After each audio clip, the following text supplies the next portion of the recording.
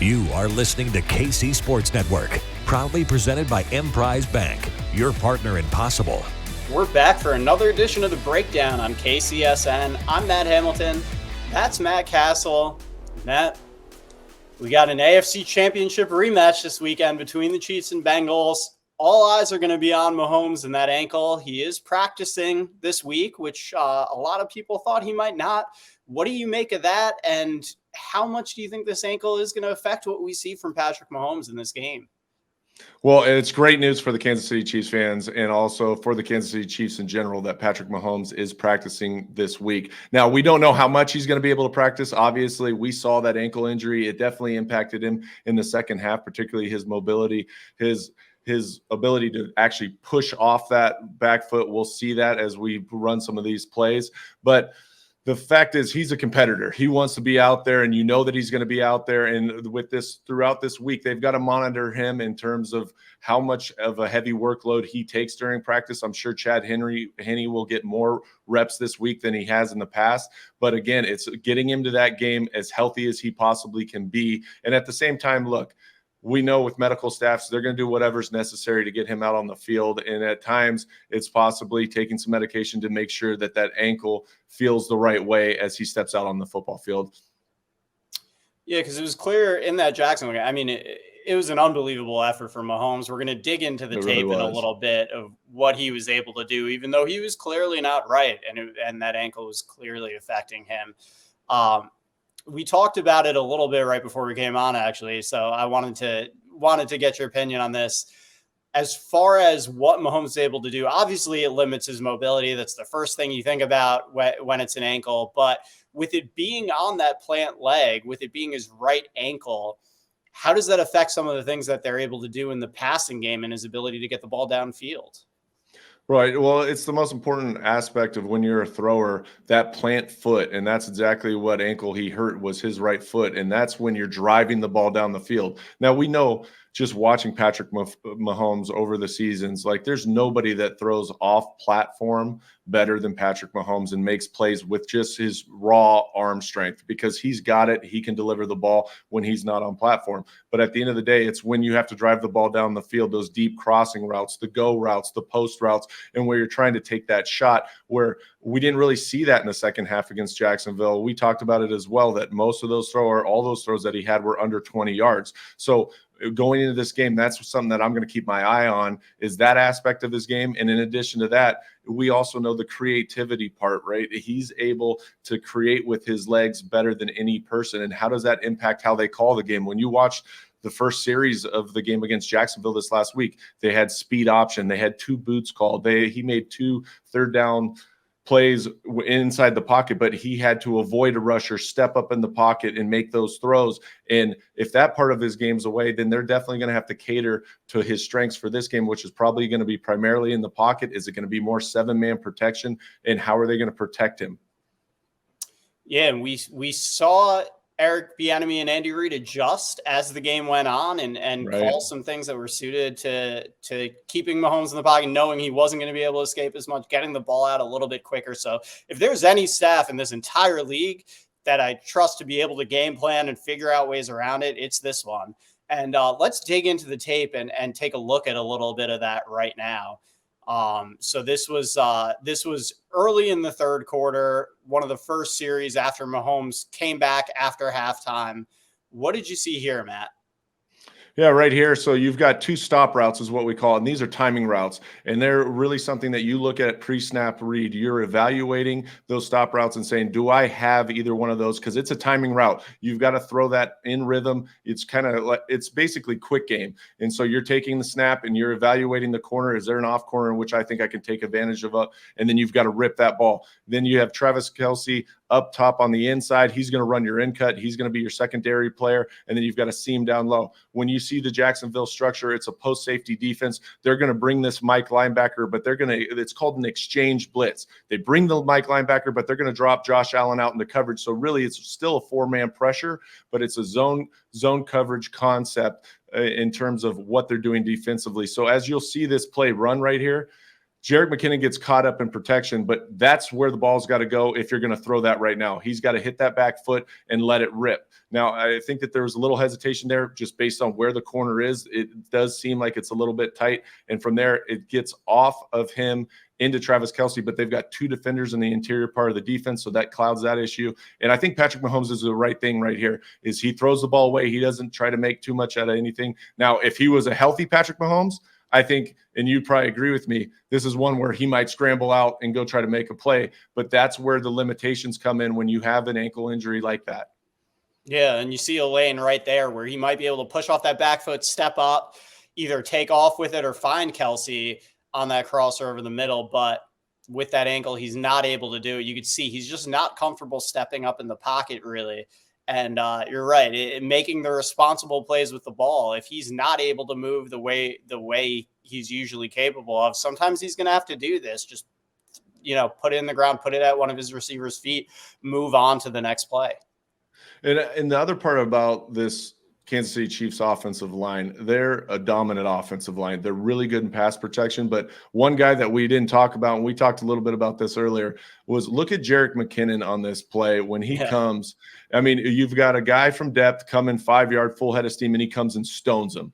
I mean, that's a big part of being a running back in the NFL. You got to put on your big boy pads at time and go take on those linebackers from the second level. And there's nothing more intimidating to a defense is when you come in on a blitz and you get stoned, and that you got to take pride in it as a running back. And I love the physicality in which Jerick McKinnon comes and takes on this block and helps out his boy.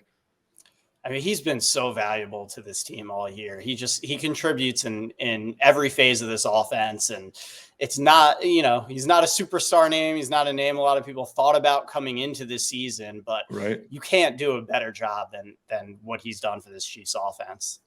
Right. And it's all about attitude and pride at the running back position, because you've got to take pride in going in and taking on those blocks and taking on those linebackers, because usually you're outsized. And so when you do that and you do it in that fashion, that shows up on film, and everybody notices that. And so a lot of times you might not recognize it as a fan, but those are the little things that it takes that adds so much value to Jerick McKinnon, what he's able to do, not just in the pass game, but in pass protection. Absolutely. And off of this play, this was, as I said, early on in the third quarter. So the Chiefs are still trying to get a feel for what Mahomes could do, what he's comfortable with, what he's not comfortable with. And as the game progressed, we saw them trying to get the ball out of his hand a little bit quicker. They were able to do that here. What'd you see, Matt?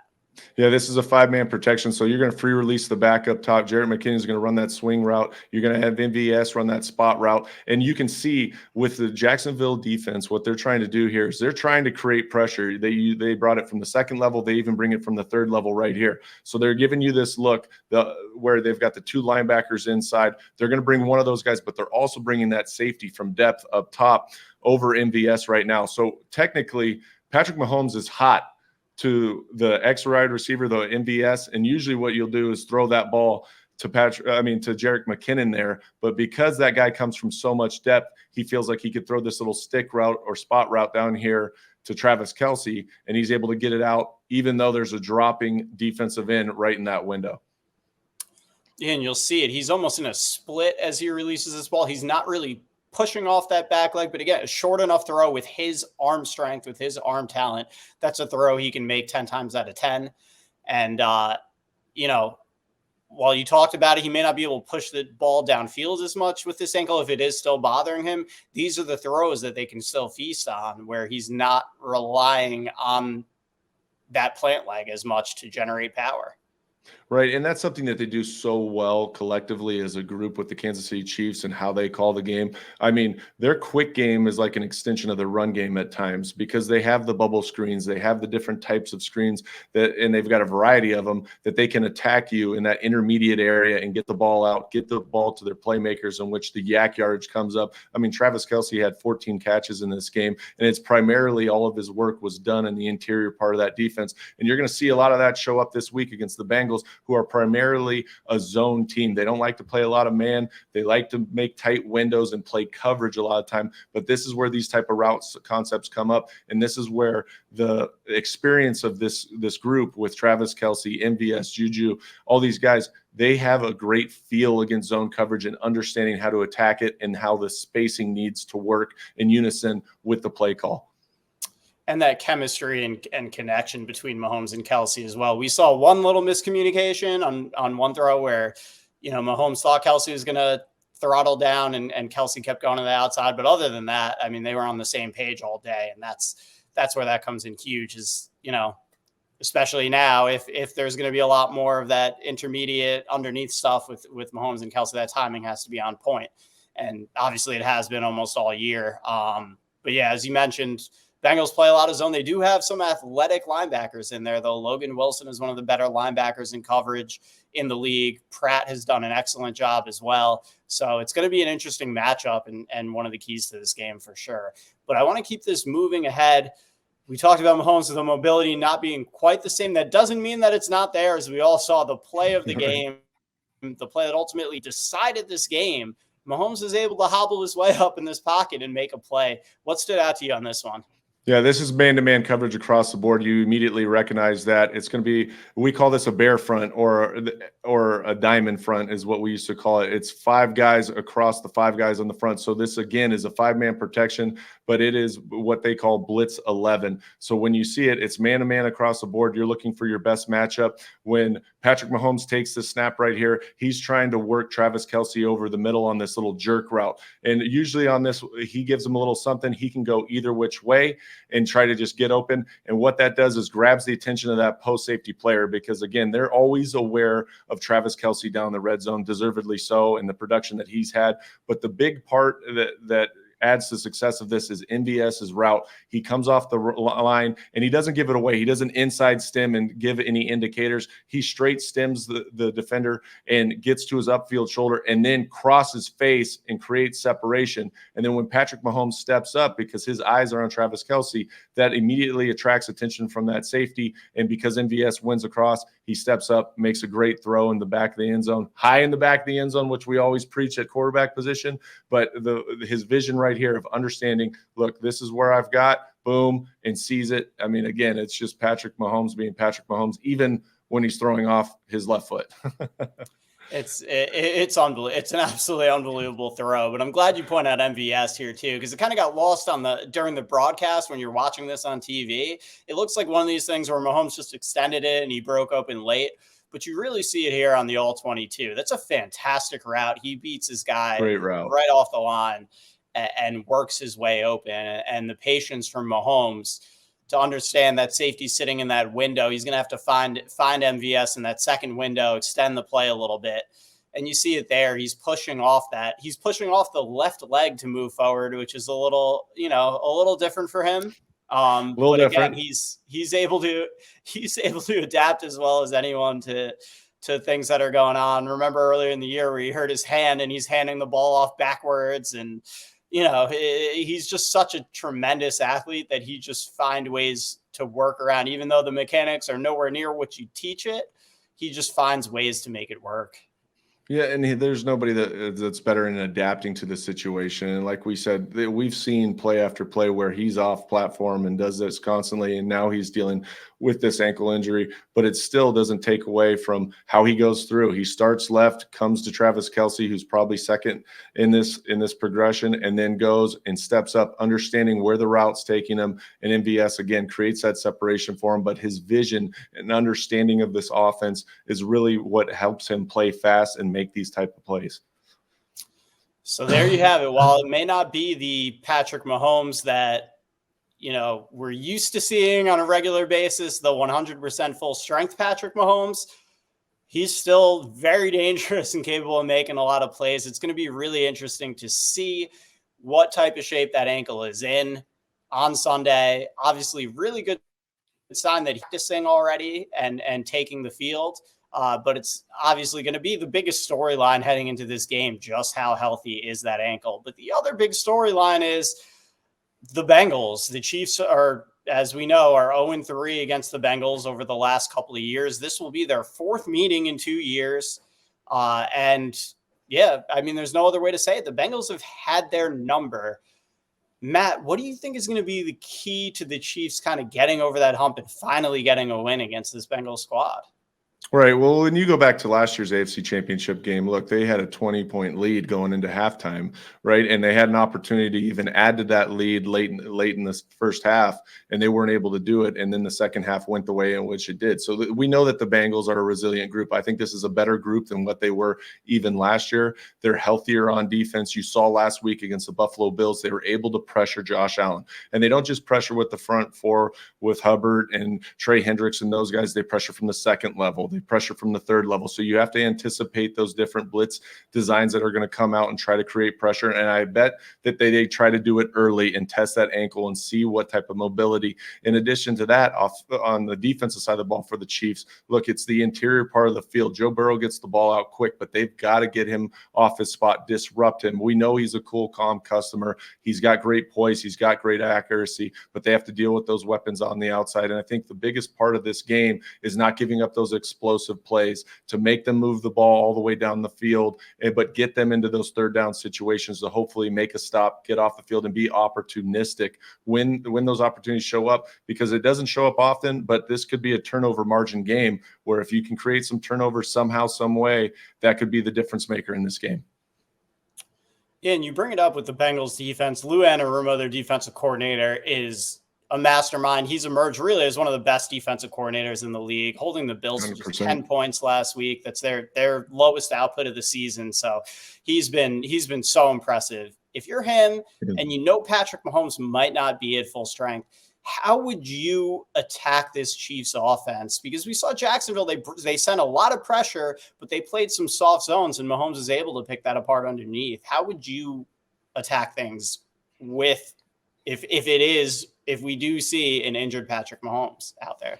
Right. Well, I think that, again, you're going to see pressures early, and they're going to be designed to see if they're going to create mobility, if he's able to run on that ankle and do those things. But when I say create pressure, that also, when you watch the Jacksonville game, you bring up a great point. They played a lot of soft coverage on the outside, and that's usually, they don't want to get beat on the go routes and this, that, and the other. But at the same time, I think you've got to challenge those wide receivers at times. You've got to go up and press them to make it a little bit cloudier for the quarterback position, because when us as quarterbacks, we come up, sometimes we welcome that pressure, especially when you want to play off coverage, because we know already, hey, that guy's 10 yards off. I'm going to take the hitch right now, or I'm going to take that slant. Whereas all of a sudden you come up and press, and now you've got that pressure coming. It just clouds those reads a little bit, and it makes you a little bit more hesitant to rip some of those easy throws on the outside. So I would say not only do they pressure, but they also create this illusion in our minds that, hey, look, we're also playing man-to-man on the outside. Even though it might be bail technique, just give them some different looks and different variety on the back ends in terms of disguise to try to cloud it and not make it so simplistic for them like Jacksonville did at times with their soft coverage. Yeah, I'm with you 100%. I think that's how you have to attack it. And I know it's the opposite of the way that conventionally you want to play against Mahomes, because challenging these Chiefs receivers has not worked out well for many teams. Right.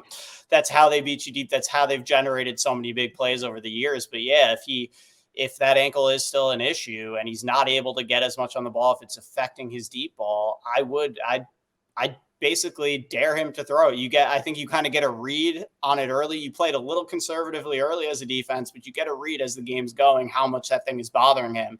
And if it is bothering him as much as we saw in the Jacksonville game, I'm with you. I think you got to be aggressive against these guys, and take your chances with him beating you deep. As crazy as that sounds, with Patrick Mahomes back there as quarterback.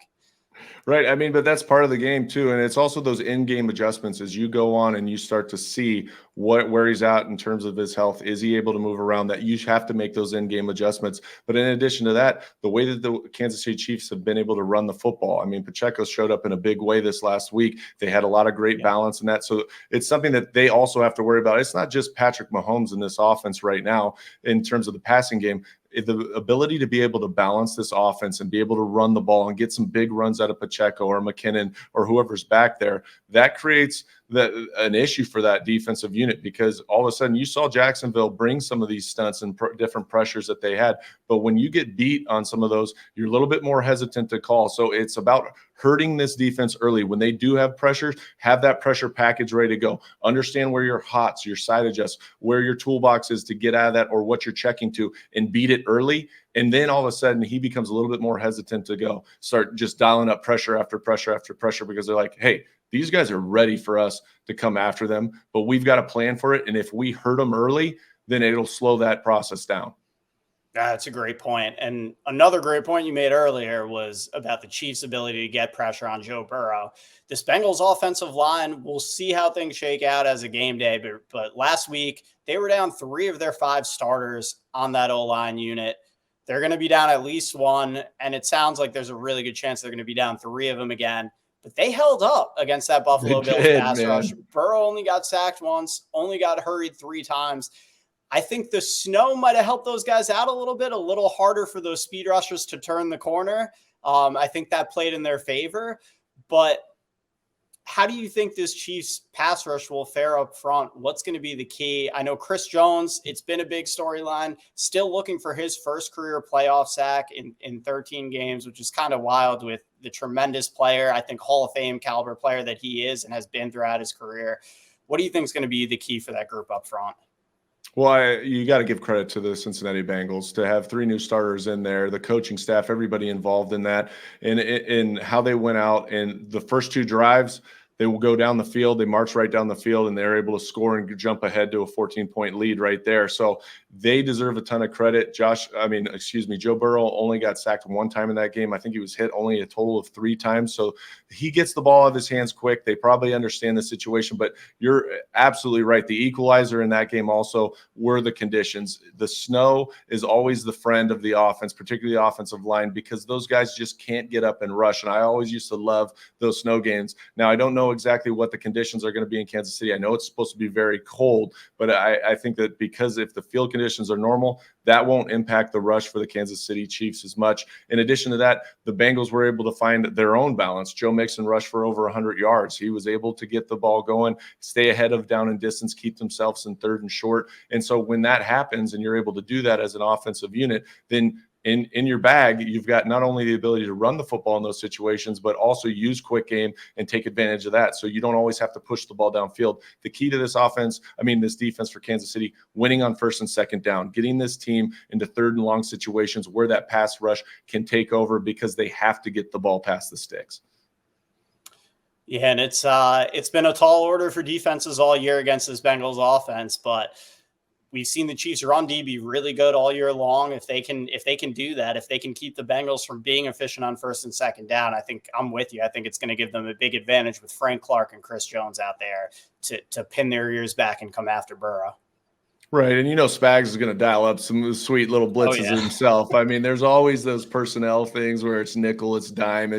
There's guys walking all over, and Chris Jones is lined up at different positions to try to create that matchup issue. Yeah. So that'll be the fun chess match that we get to watch in this game, because these are 2 really good defensive coordinators. The thing is, for Joe Burrow, you have to disrupt him, because you saw the last game in which they lost. I mean, he missed 6 passes in that entire game. He was efficient. He got the ball out of his hands quickly, and they've got playmakers on the outside. Let's be honest. I mean, Jamar Chase, T. Higgins, those are one of the best duos in the entire NFL at the wide receiver position. Then you talk about Hayden Hurst at the tight end position, and he's been a weapon for them as well. So they've got a lot of guys that can go out and play. But Kansas City, once again, they're a good defense, and they've been opportunistic. They got to create pressure though in this game. And you bring up Spags and his aggressiveness. It is a complete departure from what the defensive coordinator of the Bengals faced last week, Leslie Frazier, does. He really tends to just send 4, play coverage, and the offensive line handle that. But when you have so many moving pieces on the O-line, so many guys who aren't used to playing together, picking up blitzes is one of the hardest parts, right? Because that's a lot of communication and chemistry amongst those guys. So if the Chiefs are sending pressure, that's going to be something that can really mess up this group up front, right? It is. And so when you send pressure, though, you have to decide what type of pressure you're bringing. Are you bringing a single dog? Are you bringing a blitz package where you're taking 2 guys outside the 2nd level and dropping a defensive end who's a lesser cover player? And at the same time, it's really important from a defensive standpoint to be up on your communication and understanding where that pressure is coming from. So if you're bringing a will weak safety to a 3-by-1, that means that weak side corner needs to be alert for a side adjust issue, because if he gets beat inside, that's where big plays happen too a lot of times, because Joe Burrow's really good at processing. He understands what defenses are usually trying to do for him. But when you get a slant and you get beat inside because you're out of position or you don't anticipate right at the cornerback position, then that's where some of these big hitters happen, because he splits one guy and you're off to the races because you don't have that secondary level when you don't have two high defenses. So you have to pick and choose. But at the same time, you bring up a good point. Challenging those offensive line, challenging that communication amongst them and the running back position, because the disguise is so unique in a lot of those Spags defensive calls and where they look like they're coming from, but you've got to anticipate that they're going to come from somewhere else. It's going to be unbelievable to watch. I mean, there's so many layers to this one. I mean, we don't even need to get into the Hayden Hurst, Justin Reed of it all. But this is one that I think is personal for the Chiefs. And, obviously there's so much on the line with another trip to the Super Bowl hanging in the balance. So I can't wait to watch it play out. It's going to be fascinating. Mahomes with a chance to just continue to add to his legacy, especially doing it with this ankle issue nagging at him. So I can't wait to check it out. I know you guys watching are going to be dialed in and amped up for it. But whatever happens, we'll be right back here to break it all down for you next week. Matt, you're amazing as always. I can't wait to join you here, talk about this one. It's going to be so much fun to watch. I can't wait. I really can't. Oh man, this is what it's all about, man. You got the two best teams in the AFC going up head to head. They've got history together. They're familiar opponents. All the different aspects of this game you've got to love as a football fan. And then to add the further drama, like you said, with Mahomes and where he's at, and that's what everybody's going to be focused on this week from the media standpoint and going into this game. But as we well know, if there's anybody's going to show up for a big game, that's Patrick Mahomes. His leadership, his ability to go out there and compete is unparalleled. So I can't wait, man. It's going to be such a great game between two of the best quarterbacks in our game right now. It really will be. And as I said, we'll be back here next week to break it all down for you, whether it's a trip to the Super Bowl or how the Chiefs move forward to the offseason. Make sure you tune in and we'll have all the analysis for you. So for Matt Cassel, I'm Matt Hamilton. Enjoy the game, and we'll see you next week.